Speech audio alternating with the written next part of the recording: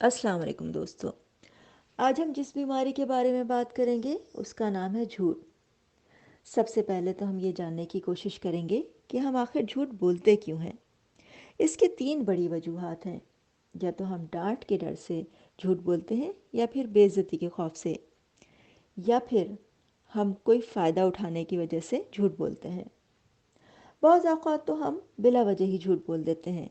मसलन अगर हम किसी के घर गए हैं, खाने का टाइम है और वो हमसे पूछें कि आप खाना खा लें, तो हम उनका एहसान नहीं लेना चाहते, इसलिए कह देते हैं कि हम तो खाना खा कर आए हैं। कभी कभी हम अपने बच्चों से झूठ बुलवाते हैं। मसलन अगर हमें किसी से फ़ोन पे बात नहीं करनी, तो हम बच्चे को इशारा कर देते हैं कि कह दो कि अम्मी घर पे नहीं। या फिर बच्चों को जब हम सुबह उठाते हैं तो 8 बजे होते हैं और हम कहते हैं उठ जाओ, 9:30 बज गया। इसी तरह हम बाज़ औक़ात अपनी जॉब लेने के लिए झूठ बोलते हैं, और हम कभी कभी बच्चों की उम्र बताने में भी झूठ बोलते हैं।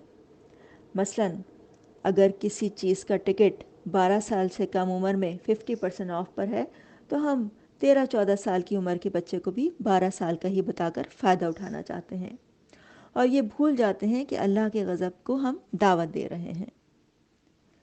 हम झूठ बोलकर जॉब हासिल करते हैं, झूठ बोलकर टैक्स बचाते हैं, हत्ता कि हम शादी जैसे मुक़द्दस रिश्ते को भी झूठ की बुनियाद पर रखते हैं। बाज़ औक़ात हम सुनी सुनाई बातों को और रिवायात को नबी सल्लल्लाहु अलैहि वसल्लम की तरफ मंसूब कर देते हैं। जैसा कि कई बार हम ये चीज़ें गर्दिश में देखते हैं कि इस चीज़ को इतनी दफ़ा पढ़ने का इतना सवाब है, जबकि वो चीज़ नबी सल्लल्लाहु अलैहि वसल्लम से साबित नहीं होती। नबी सल्लल्लाहु अलैहि वसल्लम ने फरमाया, जो शख्स मेरे नाम से वो बात कहे जो मैंने नहीं कही, तो अपना ठिकाना जहन्नुम में बना ले। बाज़ औक़ात हम गुस्से में आके अपने किसी मुसलमान भाई को काफिर या फासिक कह देते हैं, जबकि नबी सल्लल्लाहु अलैहि वसल्लम ने फरमाया, अगर कोई शख्स किसी शख्स को काफिर या फासिक कहे और वो हकीकत में काफिर या फासिक ना हो, तो ख़ुद कहने वाला फासिक और काफिर हो जाएगा। झूठ हर बीमारी की जड़ है। एक बार एक शख्स नबी सल्लल्लाहु अलैहि वसल्लम की खिदमत में हाजिर हुआ और उसने कहा कि ए अल्लाह के रसूल, मेरे अंदर बहुत सारी बुराइयां हैं, बताएं मैं किस तरह इनसे छुटकारा हासिल करूं। तो नबी सल्लल्लाहु अलैहि वसल्लम ने फरमाया, तुम झूठ बोलना छोड़ दो, बाकी बुराइयां खुद ब खुद ख़त्म हो जाएंगी। एक और जगह नबी सल्लल्लाहु अलैहि वसल्लम ने फरमाया, एक आदमी इतना झूठ बोलता है कि वो झूठा लिख लिया जाता है और जहन्नुम उसका ठिकाना बन जाती है।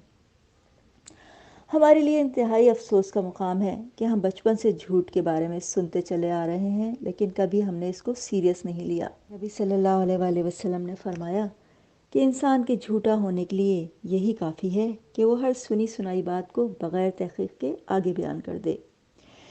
यह हदीस हमारे लिए लम्हा फ़िक्रिया है कि कहीं हम भी तो उन लोगों में से नहीं जो हर आने वाले मैसेज को बग़ैर सोचे समझे और बग़ैर तहक़ीक़ किए फॉरवर्ड कर देते हैं, और ये चाहते हैं कि न्यूज़ ब्रेक करने में हम सबसे पहले हों।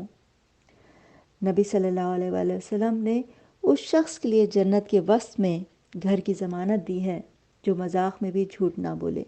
आप जानते हैं झूठों पर अल्लाह की लानत है, और लानत का मतलब अल्लाह की रहमत से दूरी है। एक और जगह नबी सल्लल्लाहु अलैहि वसल्लम ने फरमाया, झूठी कसम खाने से माल तो बिक जाता है, लेकिन माल की बरकत उठ जाती है। मुनाफिक की निशानियों में से भी एक निशानी ये है कि जब बोले तो झूठ बोले। हमारा मसला ये है कि हमने कभी इन हदीसों को सीरियस लिया ही नहीं। अब इंशाअल्लाह ताला हम उन चीज़ों की, उन बातों की लिस्ट बनाएंगे जिन पे हम झूठ बोलते हैं। हमारे करने का काम ये है कि हम रोज़ाना जिन जिन चीज़ों पे झूठ बोलें उनको हम लिख लें, और ये गौर करें कि अगर हम इस जगह पे सच बोल देते तो आखिर कितनी बड़ी आफत हमें घेर लेती। क्या अल्लाह के गज़ब से भी ज़्यादा बड़ी आफत हमें घेर लेती। हमको झूठ से छुटकारा हासिल करने के लिए अपने लिए दुआ भी करनी होगी। ऐ अल्लाह हमको इस लानत से निजात दिला दे। चलिए फिर इंशाल्लाह अगले प्रोग्राम में मुलाकात होती है। तब तक के लिए अल्लाह हाफिज़। झूठ से रिलेटेड एक वीडियो क्लिप मैंने डिस्क्रिप्शन में पोस्ट कर दिया है, आप वहाँ जाके चेक कर सकते हैं, और चैनल को सब्सक्राइब करना ना भूलिएगा।